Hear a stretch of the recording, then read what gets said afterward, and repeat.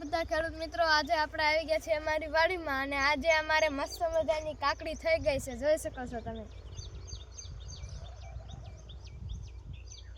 અને અત્યારે અમારે નાના નાના ડીટિયા પણ પડવા માંડ્યા છે, જોઈ શકો છો તમે।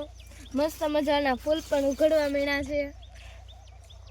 અને ખાસ વાત કે આ અમારે કાકડી ફક્ત 30 દિવસની થઈ છે અને હવે 15 દિવસમાં પણ આ કાકડી થવા મળશે અને ચોમાસામાં પણ આ કાકડી થાય છે, જોઈ શકો છો તમે। બધી અમે આટલી વાવેલી છે।